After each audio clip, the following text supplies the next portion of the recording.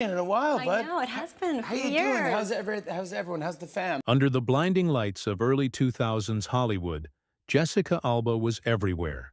The perfect smile, the flawless skin, the face that launched blockbuster posters and tabloid covers. But behind the image the world adored was a woman quietly suffocating inside the role others had written for her. Once labeled too exotic for Hollywood, she defied every stereotype the system tried to cage her in. She wasn't just the girl next door. She was the girl who refused to play by the rules. Jessica's story is not one of overnight stardom, but of survival, of a young woman who turned rejection, pain, and misunderstanding into power. She rose, fell, and then built something far greater than fame. A billion-dollar empire born from conviction and resilience. So how did a frail girl from a working-class, California family transform from an over-sexualized it girl into one of the most influential businesswomen in America? This is the untold journey of Jessica Alba, the actress who walked away from Hollywood's spotlight, only to shine brighter than ever before. Jessica Marie Alba was born on April 28, 1981, in Pomona, California, a sun-drenched town far removed from the glamour of Los Angeles. Her father, Mark Alba, served in the U.S. Air Force, while her mother, Catherine, juggled jobs to keep the family steady. With Mexican roots on her father's side and Danish-French ancestry on her mother's, Jessica grew up feeling like she didn't quite belong anywhere. Her childhood wasn't the carefree fantasy people associate with movie stars. Jessica suffered from chronic asthma, pneumonia, and multiple allergies.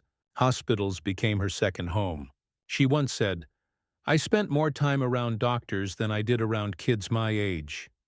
The constant illness left her isolated, a quiet observer in a world that always seemed to move without her. Yet, even within that fragility, she found escape in imagination.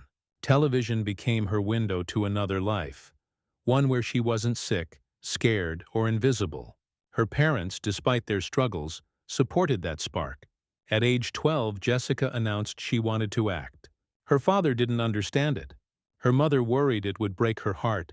But the girl who had survived hospital machines and loneliness had already learned something vital. Pain can either silence you or give you purpose. And Jessica had chosen purpose. At just 12 years old, Jessica Alba began taking acting classes in Los Angeles, a small girl with big eyes and even bigger dreams. But Hollywood was not kind to newcomers, especially those who didn't fit its narrow image of beauty. Casting agents told her she was too ethnic, too serious, or simply not right. Each rejection stung, but none broke her. Her first on-screen moment came almost by accident, a tiny role in the 1994 comedy Camp Nowhere. She was supposed to appear for just 2 weeks, but when another actress dropped out, Jessica took her place for the entire shoot. That small twist of fate planted her name on Hollywood's radar. Through the late 1990s, she hustled relentlessly, appearing in The Secret World of Alex Mack, Flipper, and a string of TV guest roles. But real recognition wouldn't come until fate paired her with one of cinema's giants, James Cameron. In 2000, he cast her as Max Guevara, the genetically enhanced heroine of Dark Angel. The series exploded in popularity, and so did Jessica. Overnight, she went from unknown to Golden Globe-nominated star. But fame brought its own storm. Magazine covers labeled her Hollywood's new sex symbol, overshadowing her talent and depth. For Jessica, it was a bittersweet victory. She had finally broken through, only to realize she was being trapped in an image she didn't choose. By the mid-2000s, Jessica Alba was Hollywood's golden face, radiant, confident, and everywhere. After the breakout success of Dark Angel, she transitioned seamlessly to the big screen. In Honey, 2003, she danced her way into the hearts of young audiences. Then came Sin City, 2005, where her performance as Nancy Callahan, the tortured yet fearless dancer, turned her into a cinematic icon. That same year, she joined the superhero elite in Fantastic Four, and suddenly, Jessica wasn't just a star, she was a franchise. Covers of Maxim, GQ, and FHM crowned her the sexiest woman alive. Brands lined up. Paparazzi followed her everywhere. She became the fantasy of a generation, the dream girl of glossy magazines and blockbuster studios. But while the world celebrated the image, Jessica was quietly suffocating inside it. Hollywood, in all its glamour, had reduced her to a formula: beauty first, substance later. She once revealed, "I stopped enjoying acting because everything became about how I looked, not what I could do." Despite box office success, she felt disconnected from her craft. She turned down roles that required nudity or objectification, a decision that made her a target for directors who labeled her difficult. Her fame had come fast, but it came with strings attached.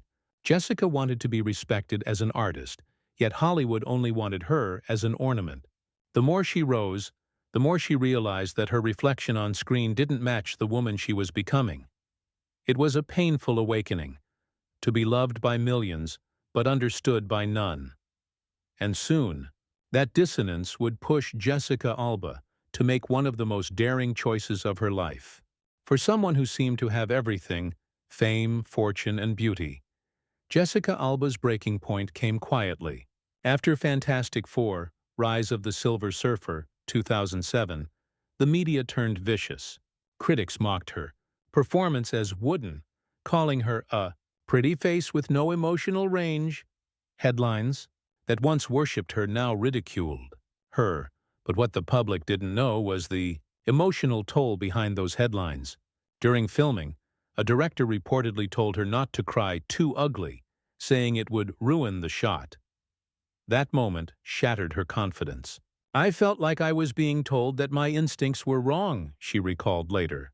"I didn't trust myself anymore." She withdrew from Hollywood almost entirely.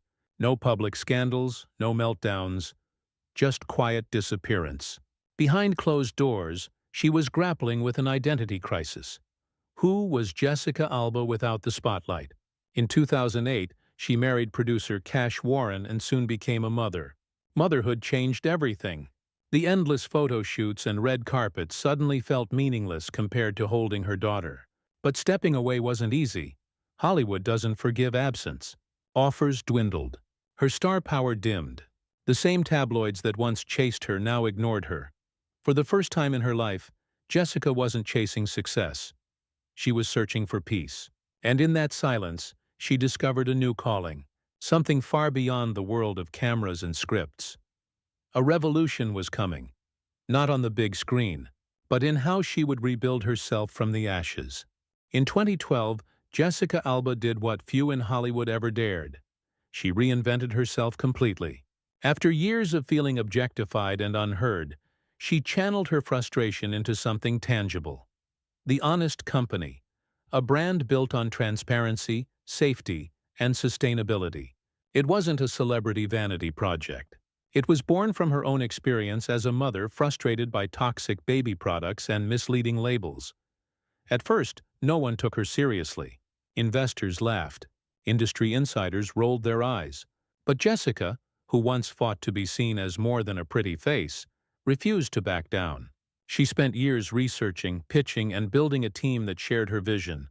Then it exploded.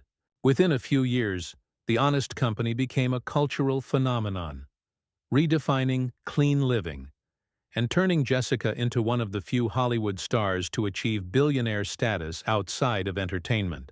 She had finally found meaning, not in applause, but in purpose. Ironically, her success brought her back to the screen, this time on her own terms. In LA's Finest, she portrayed a woman both powerful and flawed, a reflection of herself. Jessica Alba was no longer Hollywood's it girl. She was the boss. Her transformation wasn't about reclaiming fame. It was about reclaiming herself. Today, Jessica Alba stands as one of the rare few who conquered Hollywood, and then walked away to build something even greater. Her story isn't just about fame or even fortune. It's about control. Taking back authorship of her own life in an industry that tried to script every line for her. From a sickly child in Pomona to the fierce heroine of Dark Angel, from Hollywood's sex symbol to the founder of a billion-dollar empire, Jessica's journey is proof that power doesn't come from being seen. It comes from being true. She didn't let failure define her. She didn't let labels limit her. Instead, she rewrote them, on her own terms. And through it all, she became something far more enduring than a movie star.